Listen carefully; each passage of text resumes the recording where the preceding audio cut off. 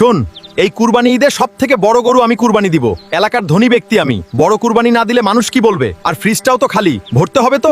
এলাকায় বাস করত একজন ধনী আর অহংকারী মাতব্বর শিয়াল। অহংকারে যেন তার পা মাটিতে পড়তে চাইত না। কোনো কিছুর অভাব নেই তার। সামনে কোরবানি চলে আসায় একদিন সে বাড়ির কাজের লোক রহিম বানরকে ডাকে। রহিম এসে দাঁড়ায়। শিয়াল বলে, শুন, এলাকায় অনেক সম্মান আমার। সম্মানের খাতিরে আমাকে একটা বড় গরু এবার কুরবানি দিতে হবে, বুঝলি?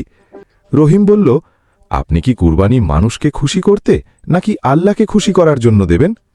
সেই কৈফত কি তোকে দিতে হবে রে? রেডি হ, বাজারে যাব। মাতব্বর বাজারে গিয়ে অনেক বড় একটা গরু কিনল এবং গরুর মালিককে তার পাওনা টাকা বুঝিয়ে দিল। মাতব্বর সাহেব গ্রামের রাস্তা দিয়ে গরু নিয়ে হাঁটতে হাঁটতে চিন্তা করে গরুর গোস্ত দিয়ে এইবার ফ্রিজ ভর্তি করবে। রাস্তার পাশ থেকে গরিব বানর বলে, মাতব্বর সাহেব, সামর্থ্য নাই গোস্ত কেনার, একটু আমাদেরকে দিয়েন, সন্তানের মুখে দেব। মাতব্বর রাগান্বিত হয়ে বলে, গরুকে আমি তাদের জন্য কিনছি? বলে চলে যায়।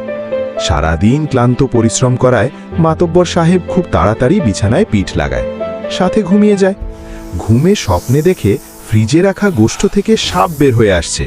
সে লাফ দিয়ে উঠে ভয় পায় এবং পানি খায়। তখন তার সব অহংকার শেষ হয়ে যায়। সকালে রহিম ভাইকে ডেকে বলে, আমাকে তুমি ক্ষমা করো, তুমি ঠিক বলছো, কুরবানি নিজের জন্য না। মাতব্বরের সব অহংকার মাটিতে মিশে যায়, সে বদলে যায়।